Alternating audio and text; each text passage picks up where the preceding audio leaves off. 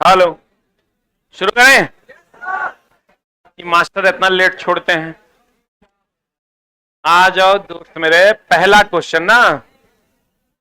The first question is on the screen. 2 ओम 4 ओम के प्रतिरोध को किसी बैटरी से संयोजित करने पर यदि प्रतिरोध, यही ना है, अरे बोलो, श्रेणी क्रम में होगा तो बता क्या होगा।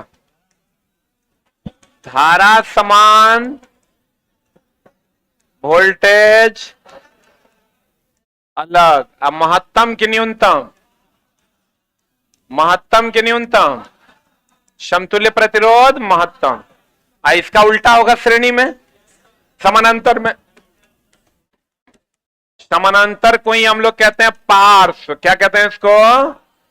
पार्श्व। पार्श्व में क्या होगा बता? वोल्टेज समान, धारा अलग और महत्तम की न्यूनतम।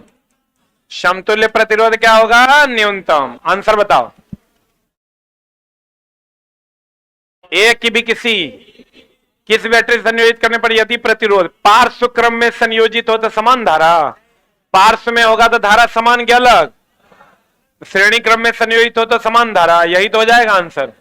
श्रेणी क्रम में संयोजित हो तो क्या होगा? समान धारा इज द राइट आंसर।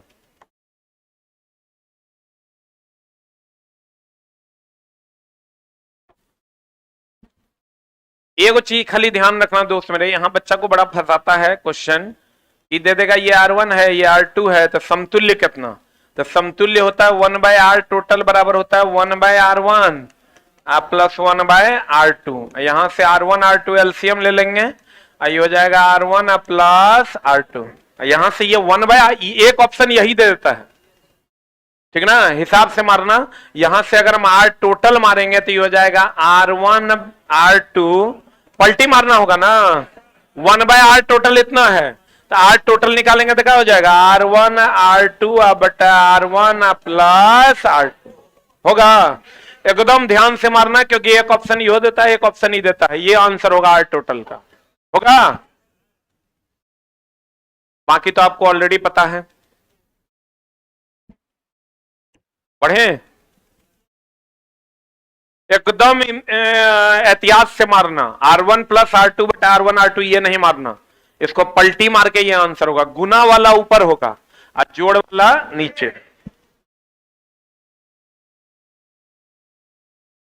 अगला, इसको भी चला हिसाबे से मारना है। यदि L लंबाई L तथा समान अनुप्रस्थ काट के क्षेत्रफल A के बेलनाकार चालक का प्रतिरोध R है। यहां से यहां तक का जो क्वेश्चन कह रहा है वो कह रहा है R बराबर रो L बाय A। अब कह रहा है समान पदार्थ, यानी रो का मान समान, रो का मान क्या होगा? समान के किसी अन्य चालक जिसकी लंबाई 2L और जिसका प्रतिरोध R है, तो अनुप्रस्थ काट का क्षेत्रफल क्या होगा? अगर कह रहा है इसका प्रतिरोध RA है और रो और लंबाई को 12 कर देंगे तो अनुप्रस्थ काट का क्षेत्रफल क्या करेंगे कि RA रह जाएगा? 2A करेंगे तब नहीं कट के RA रह जाएगा। यही क्वेश्चन कह रहा है।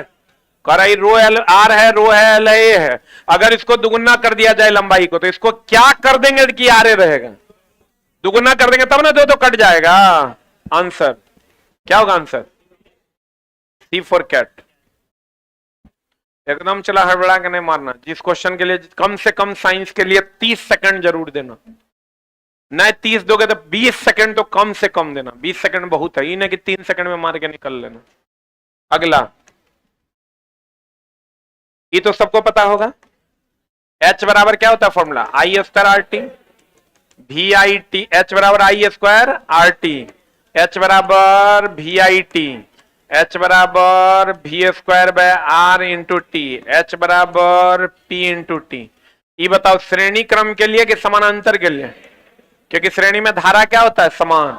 आई होता है किसके लिए? समानांतर के लिए। समानांतर में वोल्टेज क्या होता है? समान।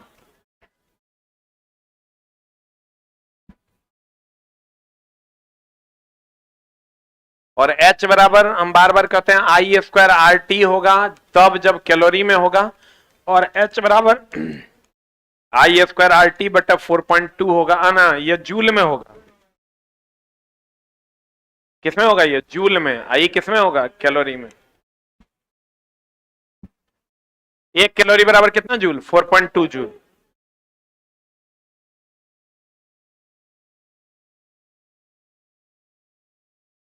आंसर बता दो क्या हो जाएगा? सी नंबर ना, VIT।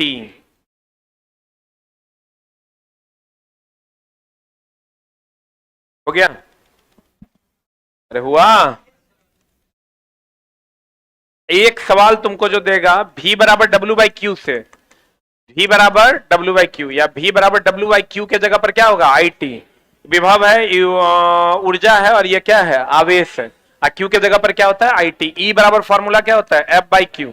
Q विभव है, E विद्युतीय क्षेत्र की तीव्रता है, और P बराबर सबको पता है VI/V² R। इतना फॉर्मूला पे सवाल रहबे करेगा। अब तो जानता है खिंचातानी करेंगे, 3 का 9, 6 का 36, 5 का 25। खिंचातानी नहीं करेंगे, 2 का 2, 3 का 3, 4 का 4। R बराबर रो L/A।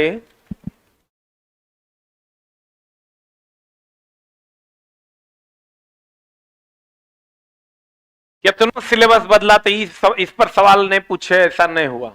यानी तो ओम के नियम पर सवाल रहेगा, V बराबर I।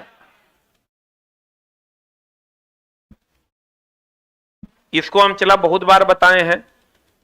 वोल्ट मीटर क्या नापता है? विभवांतर की विभव। हाँ, विभवांतर। पोटेंशियोमीटर, पोटेंशियोमीटर नापता है विभव। पोटेंशियोमीटर क्या नापता है? विभव। रियोस्टाट परिवर्ती प्रतिरोध, रियोस्टाट क्या नापता है? ये परिवर्ती प्रतिरोध है, नापता नहीं है। गैल्वेनोमीटर धारा की उपस्थिति को बताता है, धारा की उपस्थिति बताता है। कम धारा को नापता भी है, कम धारा नापता है। आमीटर हो गया, धारा नापता है। आमीटर हो गया, क्या नापता है? धारा नापता है। आमीटर क्या नापता है? धारा। आएगो मेगर पूछेगा, उच्च उचालक या पृथ्वी का प्रतिरोध नापता। आएगो व्हीटस्टोन ब्रिज भी क्या करता है? प्रतिरोध नापता है, पता है ना? Wheatstone bridge, Wheatstone bridge, Wheatstone bridge क्या नापता है? अज्ञात प्रतिरोध। तुम लोग को आज टेस्ट में बारकोड मिला था? कितने लोग बारकोड स्कैन कर लिए? आप कहिएगा बारकोड क्या है सर? जो किए होंगे उनको पता होगा।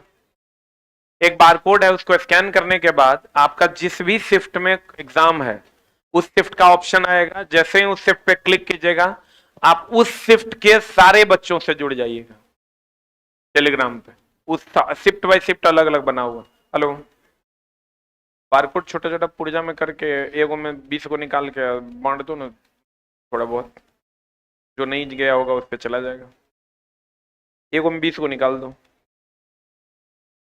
अब कम मत भेजना।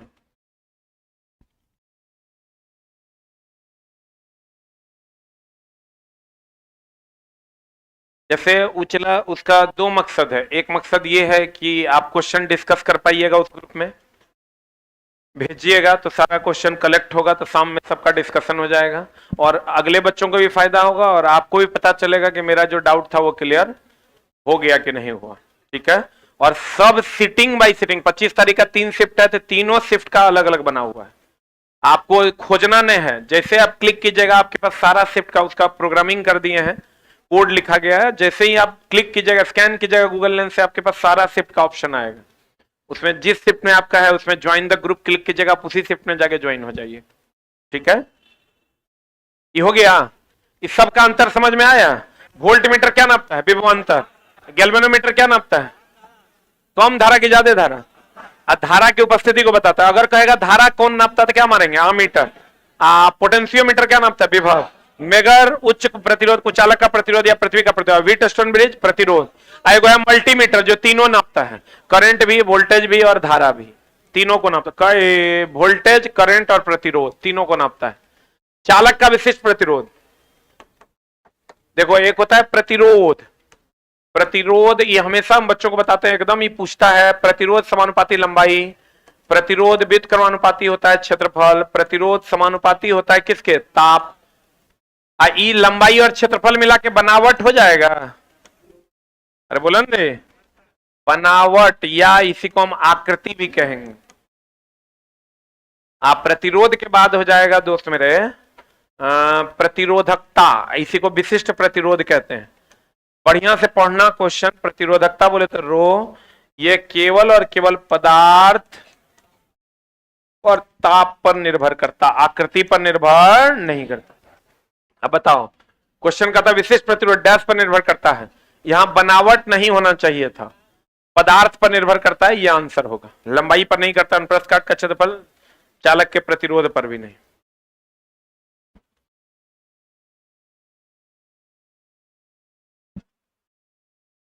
हो गया।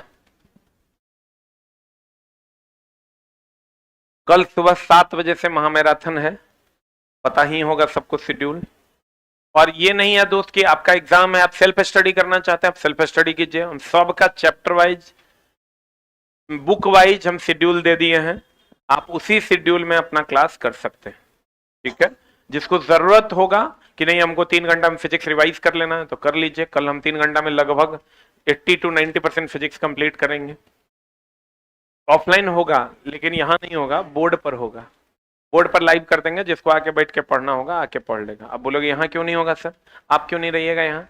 इसलिए दोस्त कि यहाँ एक कोई इंटरनेट कनेक्शन है, 12 घंटा क्लास है, वो 10 बार कटेगा। ऊपर में 3 गो कनेक्शन लगवाए हैं कल के मैराथन के लिए, तो एक हटेगा तो दूसरा अपने आप स्विच लगा हुआ है वो अपने आप शिफ्ट हो जाएगा। लेकिन यहाँ होगा तो हैंग करना शुरू हो जाएगा, मामला गड़बड़ा जाएगा। आप आके बोर्ड पे क्लास कर सकते हैं, लाइव ही रहेगा यहीं पर, लेकिन अगर या नहीं तो आप मोबाइल पे कर सकते हैं, दोनों में से जो ऑप्शन आपको ठीक लगे। आंसर बताए इसका क्या होगा, व्हाट इज आंसर? ए की भी किसी आंसर बताओ रे। आने वाले और जाने वाले करंट का बीजगणितीय योग क्या होगा आंसर? ए की भी किसी शून्य होता है। किरचॉफ का कैवा नियम? पहला। देखो 3 गो नियम है, फेराडे का विद्युत चुंबकीय प्रेरण का नियम सुना है? फ्लक्स कटेगा तो क्या जनरेट होगा? ईएमएफ। एगो लेंज का नियम, विद्युत धारा उस कारण का विरोध करता है जिससे वह उत्पन्न हुआ। बोलो रे। आएगा तीसरा किसका नियम? किरचॉफ का नियम। किरचॉफ का 2 नियम, इनकमिंग करंट बराबर आउटगोइंग करंट, पहला नियम। और दूसरा नियम कहता है किसी बंद लूप में कुल वोल्टेज का मान क्या होगा? 0 होगा। अरे बोलो। लेंज का नियम में ध्यान रखना, विद्युत धारा उस कारण का विरोध करता है जिससे वह उत्पन्न हुआ। अब फेराडे का विद्युत चुंबकीय प्रेरण का नियम कहता है फ्लक्स कटेगा तो क्या जनरेट होगा? ईएमएफ। बोलो रे। लेंज का नियम कहता है विद्युत धारा उस कारण का विरोध करेगा जिससे वह उत्पन्न होगा। आई तो किरचॉफ का पहला नियम है। ये बताओ आंसर इसका। एल लंबाई के चालक का आयतन में बिना परिवर्तन किए, आयतन में बिना परिवर्तन किए, इसका मतलब चालक क्या कर रहा है? आयतन में कोई परिवर्तन नहीं कर रहा है, इसका मतलब खींच रहा है कि खींच नहीं रहा है? खींच रहा तब ना लंबाई बढ़ के चौड़ाई घट रहा है, और जोड़ रहा है तब तो आयतन बढ़ जाएगा। अरे बोले मैं नहीं करेगा। कहता है एल, आयतन में बिना परिवर्तन के 3L कर दिया जाए तो उसका प्रतिरोध क्या होगा? 3 3 9 गुना हो जाएगा। आंसर तिगुना के 9 गुना? क्या गुना? 9 गुना। क्लियर? अरे बोलो। जैसे आयतन में बिना परिवर्तन किए, इसका मतलब जोड़ के कि खींच के? जोड़ के कि खींच के? खींच के ना, तब ना लंबाई बढ़ेगा तो चौड़ाई घट जाएगा, तो आयतन अपरिवर्तित रहेगा। बोलो। अगला टंगस्टन मैंगनीज। ये देखो क्वेश्चन बड़ा सुंदर है। टंगस्टन है, मैंगनीज है और कठोर रबर के समान विमाओं वाले 3 तार हैं, इसमें से क्या होगा बता? तू कहेगा, तू पढ़ा है दोस्त मेरे, टंगस्टन का प्रतिरोध उच्च कि निम्न? उच्च कि निम्न? पक्का ना? टंगस्टन का प्रतिरोध उच्च, तो तुम कहेगा टंगस्टन का प्रतिरोध सर्वाधिक। लेकिन ऐसा नहीं है। ये दोनों जो तुमको दिख रहा है, कठोर जल रबर तो सापेक्ष कुचालक है, और उसकी तुलना में ये चालक है, तो प्रतिरोध बताओ चालक का सबसे ज्यादा कि सबसे कम? चालक का सबसे कम, उससे ज्यादा और सबसे ज्यादा कुचालक ना। प्रतिरोध चालक का सबसे कम होता है और इसमें ये कुचालक है, उससे थोड़ा सा ज्यादा कुचालक है, ये तो सफेद चालक है। तो प्रतिरोध ये दोनों की तुलना में कम की ज्यादा? अच्छा बताओ, तुमको हम पढ़ाते हैं नाइक्रोम का प्रतिरोध उच्च, लेकिन सीसा की तुलना में कम ना। अरे बोले नहीं करेगा तो आंसर बता क्या हो जाएगा? टंगस्टन का प्रतिरोध सबसे कम। ध्यान से मानना, टंगस्टन, फ्यूज और नाइक्रोम तीनों का प्रतिरोध उच्च होता है, खाली गलनांक भी उच्च होता है। खाली फ्यूज का गलनांक क्या होता है? निम्न होता है। फ्यूज ओवरलोडिंग से सुरक्षा देता है कि अंडरलोडिंग से? ओवरलोडिंग से। अधिकतम धारा से कि कम धारा से? हाँ, अधिकतम धारा से सुरक्षा देता है। सीसा और टीन का क्या होता है? मिश्रण। ये बताओ, ये क्वेश्चन कह रहा है कि इतना है, तो अधिकतम और न्यूनतम, अधिकतम बोले तो श्रेणी की समानांतर और न्यूनतम बोले तो समानांतर। तो अधिकतम अगर निकालना है, आर मैक्सिमम निकालना है, तो 2 + 3 + 4 + 6 + 12 कितना हो जाएगा? 27। अरे बोलो। और उसके बाद फिर 1/r मिनिमम निकालना होगा ना, ये मैक्सिमम ये मिनिमम, तो क्या हो जाएगा? 1/2, 1/3, 1/4, 1/6 और 1/12। सॉल्व कर लो, जो आएगा आंसर हो जाएगा। कितना आ रहा है आंसर? अधिकतम कह देगा तो श्रेणी में, और न्यूनतम कह देगा तो समानांतर में। ये निकालना ही पड़ेगा। अच्छा देखो, चला इसमें अगर हम निकालेंगे तो 2 से कम आएगा कि ज्यादा? इसका जो मिनिमम वैल्यू आएगा 2 से कम कि ज्यादा? न्यूनतम से न्यूनतम। लेकिन संजोग ऐसा कि न्यूनतम से न्यूनतम में 2 ऑप्शन फंस रहा है, इसलिए बनाना ही पड़ेगा, दूसरा कोई उपाय नहीं।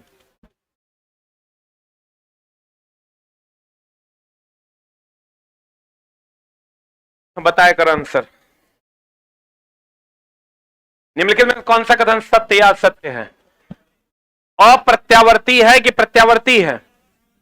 भैया, ये जो अमोनिया का बनना है, किसका बनना है? अमोनिया का बनना है, ये उत्क्रमणीय अभिक्रिया है, ठीक है। अप्रत्यावर्ती, इरिवर्सिबल। इरिवर्सिबल है कि रिवर्सिबल है? ये गलत है कि सही? आई कर नीचे देखो, दोहरा विस्थापन। दोहरा विस्थापन है, यहां जाके ऑक्सीजन जुट जा रहा है तो संयोजन है। हम बोले थे एक उत्पाद बनेगा तो क्या होगा? संयोजन। एक उत्पाद टूटेगा तो वियोजन। एक उत्पाद टूटेगा तो वियोजन। ये गलत है कि सही? तो दोनों असत्य। आंसर बता।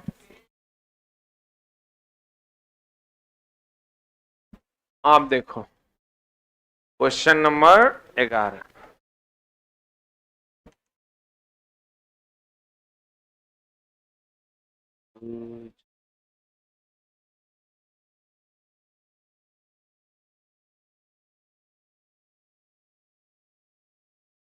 ये क्वेश्चन हम तुमको बताए भी थे, एकदम आराम से समझ। दिखाई दे रहा है ना? दिखाई दे रहा है, थोड़ा और बड़ा कर देते हैं। अब दिखाई दे रहा है? देखो, कह रहा है कि अभिक्रिया में क्या होता है।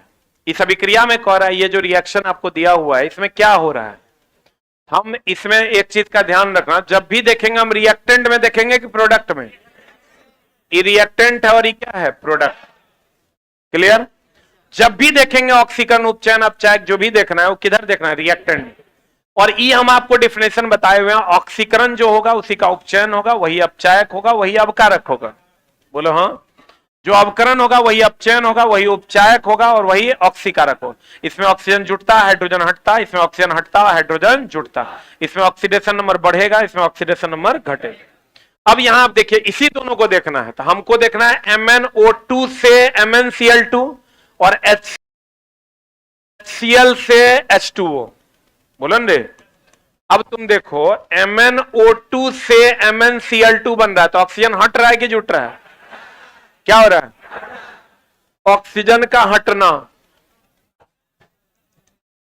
ऑक्सीजन का हटना ना, ऑक्सीजन माइनस हो रहा तो ई वाला सीरीज में आएगा। तो ई वाला सीरीज में देखो तो MnO2 से MnCl2 का अवकरण अपचयन उपचयक ऑक्सीकारक, इसमें तो कोई ऑप्शन दिया हुआ है? कहां है ये? MnO2 से MnCl2 का अपचयन हो रहा है, देखो तो अपचयन है यहां, ये आंसर हो गया। अरे बोल लो, हो गया? डाउट है तो बोल लो, पढ़े? अरे बोल लो। अगला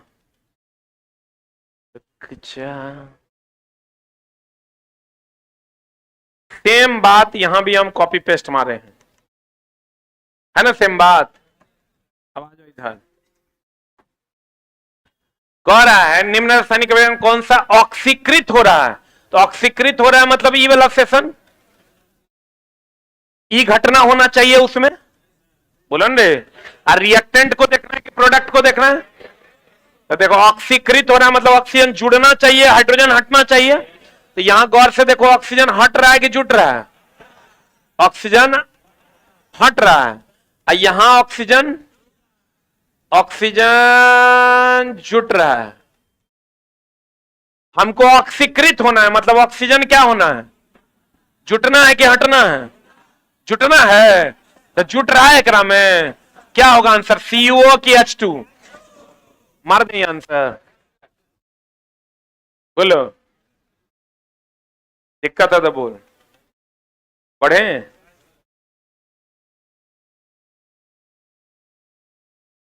आ जाओ नेक्स्ट में। तो जो नहीं है तो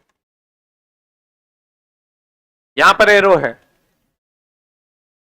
कौन दी गई अभिक्रिया में अपचयन हो रहा है। देखो तो अपचयन कहां है? यहां है। अरे बोलो, इसका मतलब ये वाली घटना होनी चाहिए, ये वाली। ऑक्सीजन क्या होना चाहिए? हटना, हाइड्रोजन जुटना। किस में? रिएक्टेंट में देखेंगे कि प्रोडक्ट में? ऑक्सीजन देखो तो हट के ग्रास रहा है, ग्रास से ऑक्सीजन हट रहा है।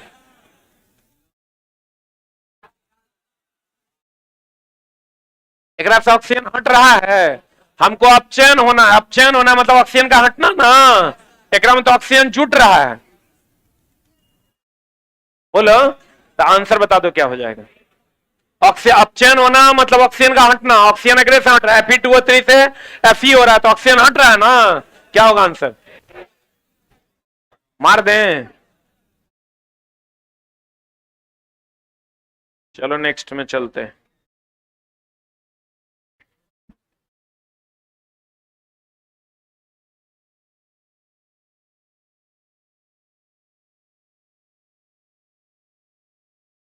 कौन सा कथन सत्य है? यहां एरो है, देखो कह रहा है जिंक, यही दोनों को देखना है ना। अच्छा, ZnO से ऑक्सीजन हट रहा है कि जुट रहा है? ऑक्सीजन जब हट रहा है तो ये इस वाले सेक्शन में जाएगा, ई वाला आंसर होगा एक।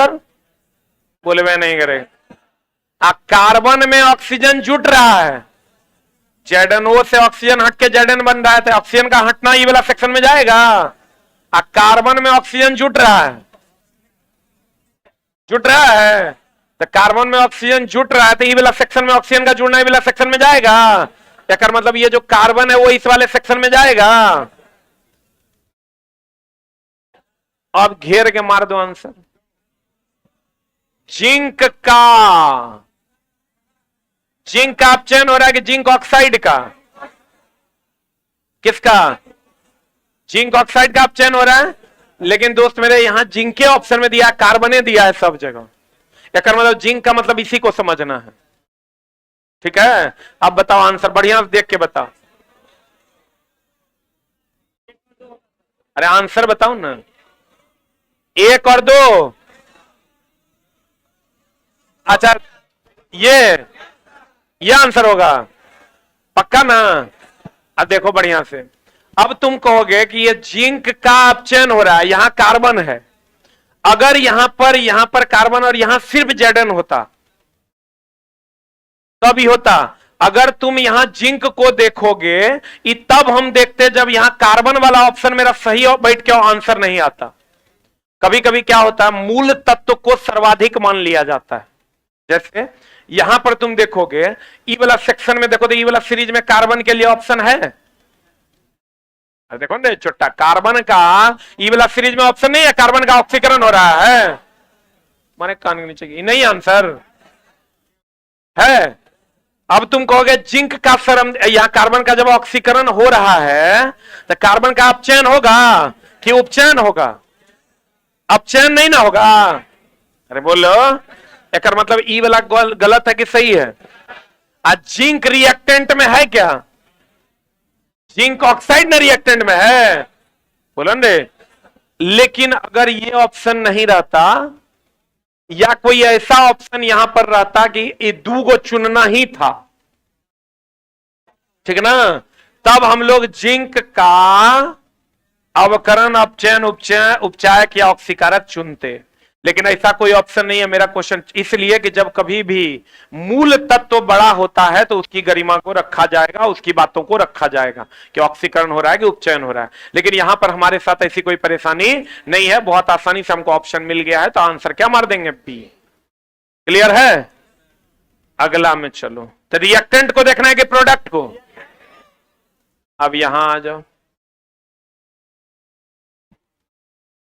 जो नहीं है, आ गया। अब आ जाओ इधर। रिडॉक्स, रिडॉक्स मतलब ऑक्सीकरण अवकरण दोनों। रिडॉक्स मतलब ऑक्सीकरण भी और अवकरण। अब बता केकरा में ऑक्सीकरण नहीं है? कौन वाला? यहां देखो, यहां ऑक्सीजन हट रहा है कि नहीं हट रहा है? ऑक्सीजन जुट रहा है, तो ऑक्सीकरण अवकरण दोनों हो गया। कह कौन नहीं है? ये है कि नहीं है?